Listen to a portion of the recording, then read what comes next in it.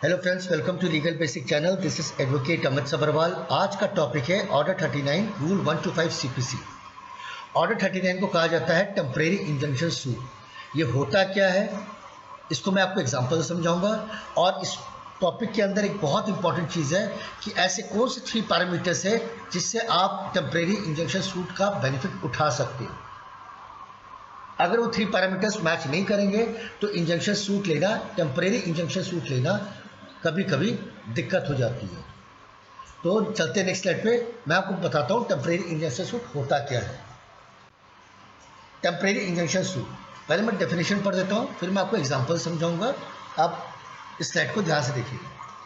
Temporary और interim injunction restrain a party temporary from doing the specific act and can be granted only until the disposable of the suit और until the further order of the court.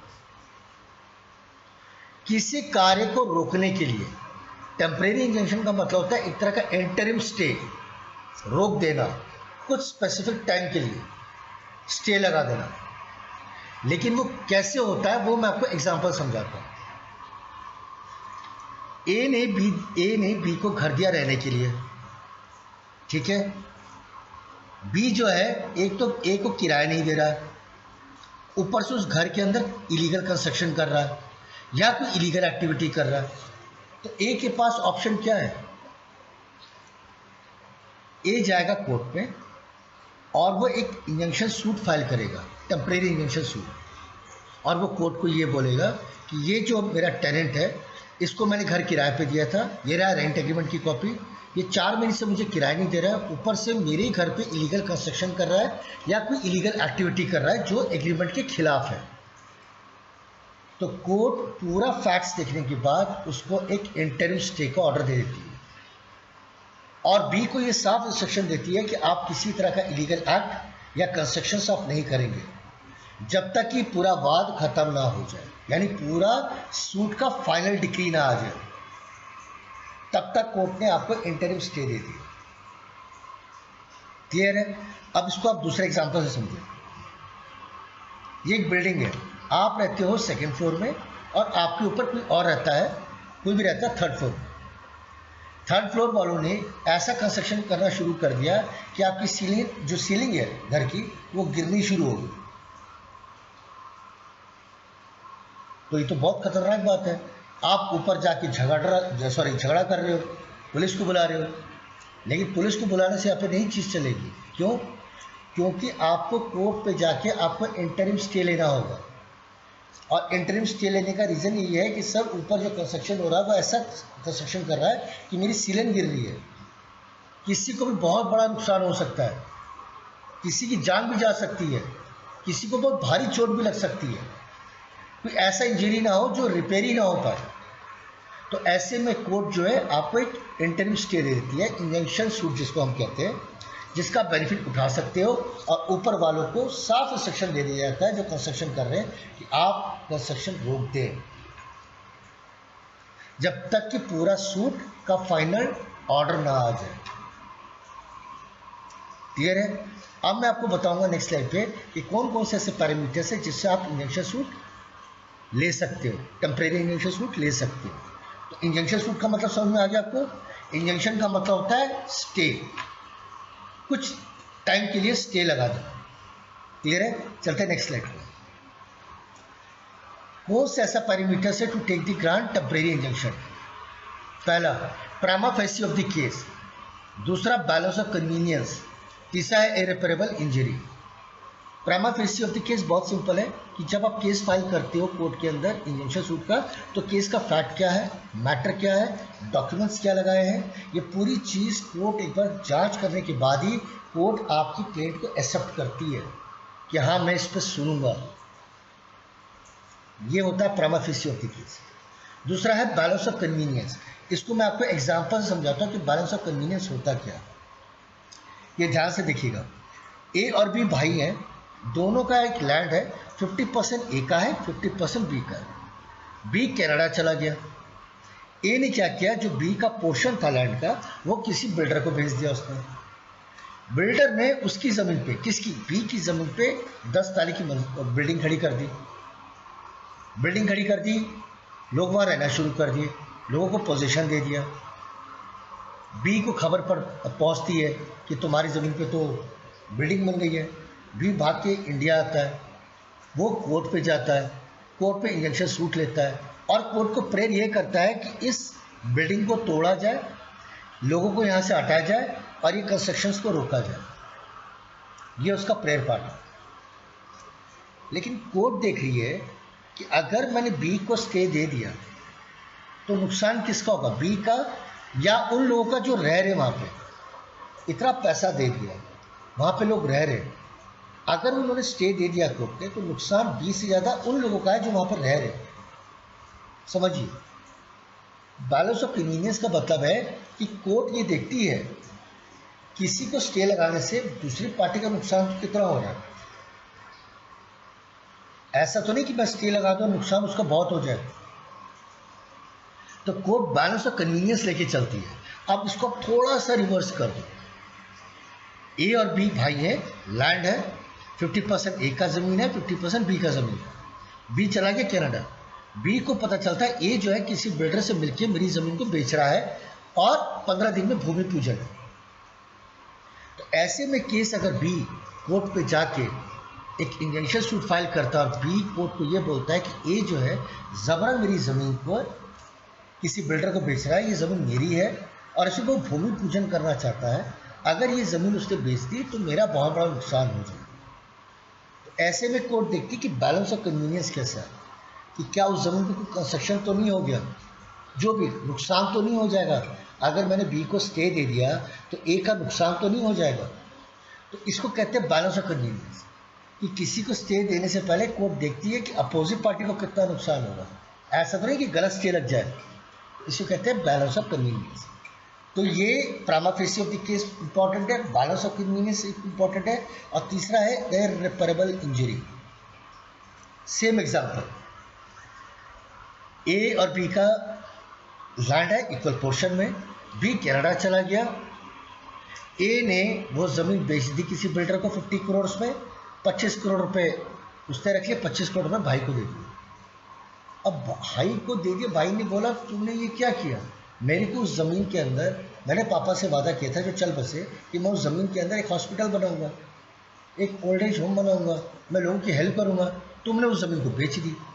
तो इररिपेरेबल injury ऐसे ही होती है जो repair नहीं हो सकती है, because we are connected with emotions. समझिए आप। अब इस केस को उल्टा ले लो आप, कि बी को पता चलता है कि ए ज़मीन बेचने वाला है बिल्डर को बहुत जल्दी, और बी ने जाके स्टे ले लिया, कि स्टे लिया कि सर अगर वो ज़मीन बिक जाएगी तो मैंने फादर को जो प्रॉमिस किया है कि मैं एक हॉस्पिटल बनाऊंगा या ओल्ड एज होम बनाऊंगा, वो नहीं बना पाऊंगा, और मैं फादर से बहुत इमोशनली कनेक्टेड था। अगर इसने बना दिया, इसने ज़मीन बेच दी, तो मेरी जो इंजरी है वो रिपेयर हो ही नहीं सकती। तो कहने का मतलब है फ्रेंड्स कि स्टे लेना तब जब कहानी शुरुआत में पकड़ी जाए। कहानी बहुत ज़्यादा जब बिगड़ जाए ना, तब दिक्कत हो जाती है। मैं कहना ये चाह रहा हूँ। तो ये है पैरामीटर्स, जब आप, यही 3 पैरामीटर्स काम आते हैं जब आप टेम्परेरी इंजंक्शन सूट फाइल करते हो और आप इसका बेनिफिट उठाते हो, लॉजिकल बेनिफिट। चलते नेक्स्ट स्लाइड पे। अब मैं आपको बताऊंगा कि ऑर्डर 39 रूल 1 से लेके रूल 5 सीपीसी डिफाइन क्या करता है। क्लियर है? चलते नेक्स्ट स्लाइड पे। ऑर्डर 39 रूल 1 एबीसी सीपीसी 1908 क्या कहता है, मैं आपको एग्जांपल समझाऊं तो आप बहुत जल्दी समझ जाओगे। ठीक है, देखिए, ए और बी का एक घर है जो ऑलरेडी कोर्ट केस चल रहा है। उस पर क्या कोर्ट केस चल रहा है कि who is the title honour of this house. A कहता है मैं मालिक हूँ, बी कहता है मैं मालिक हूँ। लेकिन बी बड़ा बदमाश है। बी क्या करता है, बार बार लेबर को लाता है, बार बार नहीं, लेबर को लाता है और घर पे कंस्ट्रक्शन करना शुरू कर देता है, तोड़ फोड़ मचाना शुरू कर देता है। तो ऐसे में एक कोर्ट पे जाके इंटरिम स्टे ले सकता है कि सर जब तक ये विवाद पूरा चल रहा है कोर्ट के अंदर कि टाइटल ऑनर कौन है इस घर का, तब तक स्टे लगा दीजिए कि इस घर के अंदर किसी तरह का इंटरिम, इस घर पे किसी तरह का कंस्ट्रक्शन ना हो। तब ये जो है वो ऑर्डर 39 रूल 1 के अंदर वो अपना प्लेन कोर्ट के अंदर फाइल करता है। इसको आप दूसरा एग्जांपल से सुनो, सेम चीज़ है, विवाद चल रहा है कोर्ट के अंदर, ए कनाडा चला गया और बी कह रहा है, और ए को पता चलता है मेरा जो भाई है वो बिल्डर से मिलके ये घर बेच रहा है और मेरे को डिस्पोज ऑफ कर देगा। तो ऐसे केस में ए इंजंक्शन सूट कोर्ट पे केस डाल के स्टे ले सकता है और बी को रोका जा सकता है कि घर को ना बेचे। फिर वही बात, अगर पहले पता चल गया तो बहुत अच्छा है, बाद में पता चलता है तो कोर्ट को भी बहुत कभी कभी दिक्कत का सामना करना पड़ता है। ऑर्डर 39 रूल 1 क्लियर है आपको? इंजेक्शन का मतलब होता है एंटरिम स्टे, क्लियर है? सॉरी, ऑर्डर 39 रूल 2 क्या कहता है? पहला क्या लिखा मैंने? इंजंक्शन टू रिस्ट्रेन रिपीटिशन और कंटिन्यूशन ऑफ ब्रीच। एग्जाम्पल, वही सेम एग्जाम्पल लिया मैंने, ए और बी है, भाई है, घर का बात चल रहा है, बी लेबर को बुलाता है, बार बार कंस्ट्रक्शन करता है, फिर उसको समझाते बुझाते फिर लेबर वापस चली जाती है, फिर कुछ दिन बाद फिर उसको चुल मचती है, फिर लेबर को बुला लेता है, फिर कंस्ट्रक्शन करना शुरू कर देता है, फिर कभी पुलिस आती है, कभी पंचायत आ जाती है, कभी लोग आ जाते हैं। तो ए को लगता है यार ये ऐसे चलेगा नहीं, ये समझ नहीं रहा था, तो ए क्या करता है, एक इंजंक्शन सूट फाइल करता है और कोर्ट से रिक्वेस्ट करता है कि मुझे इंटरिम स्टे दिया जाए और बी को ऑर्डर दिया जाए कि यहाँ पे किसी तरह का कंस्ट्रक्शन और बेचने की बात ना हो। ये है ऑर्डर 39 रूल 2, जिसको कहते हैं रिपीटेशन और कंटिन्यूशन ऑफ ब्रीच। बार बार वही चीज कर रहा है, तो उसको रोकने के लिए आपको इंजंक्शन सूट फाइल करना है। क्लियर है? चलते नेक्स्ट में।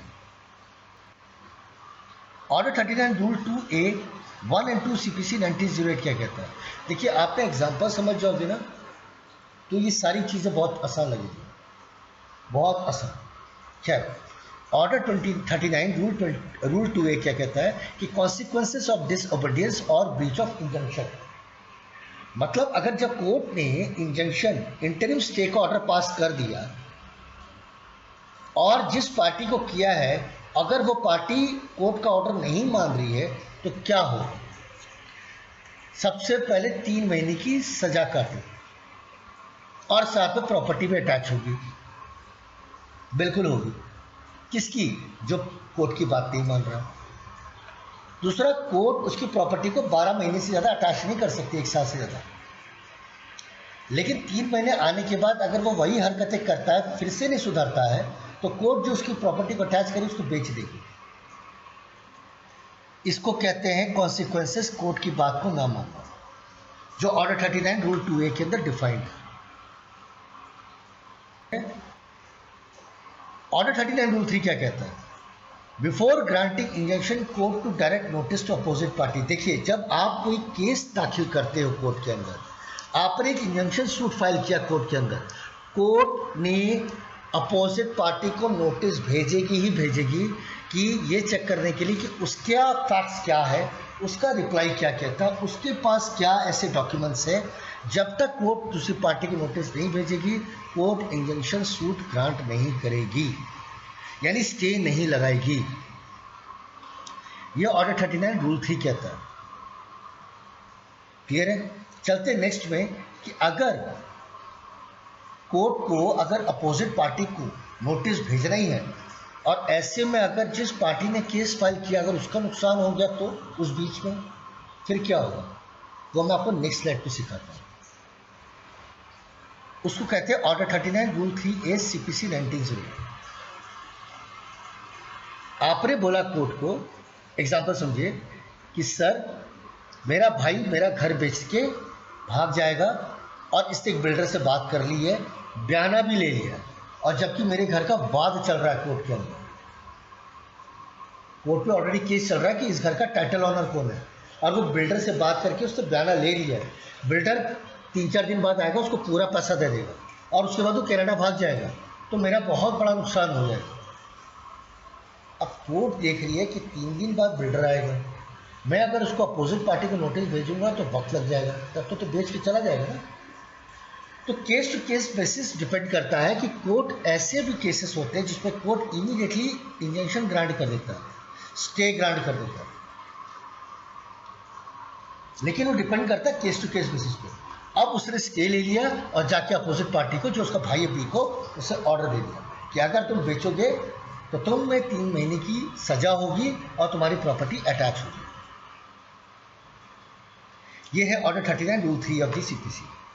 कोर्ट इंजेक्शन ग्रांट कर सकता है बिना अपोजिट पार्टी को नोटिस दिए हुए, लेकिन डिपेंड करता है केस टू केस बेसिस क्या है, केस क्या कह रहा है।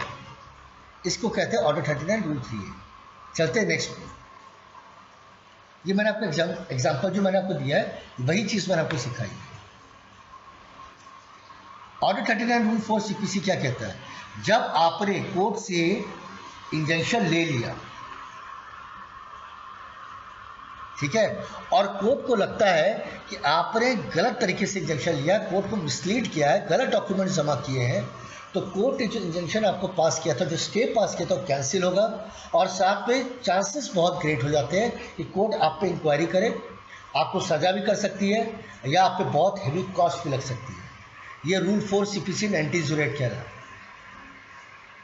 मैंने कहने का मतलब है कोर्ट को अगर बेवकूफ़ बना के अगर ऑर्डर पास करोगे या ऑर्डर लोगे और कोर्ट को पता चल जाएगा तो कोर्ट फिर एक्शन लेगा ही लेगा। ये है ऑर्डर 39 रूल 4। रूल 5 बहुत सिंपल है।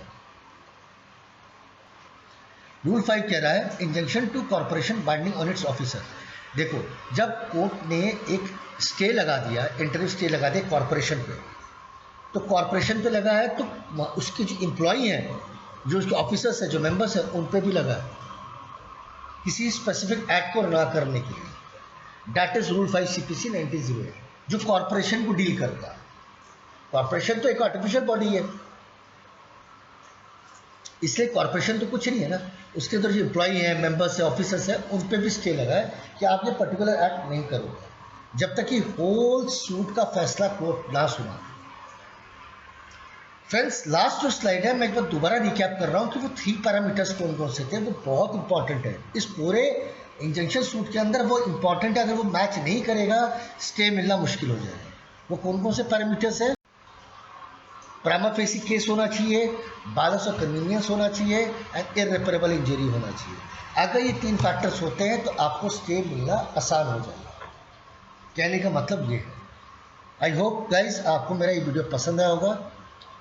प्लीज़ अगर इसको लाइक और शेयर जरूर कीजिए, इंपॉर्टेंट टॉपिक है। और till then wishing you the luck, good bye.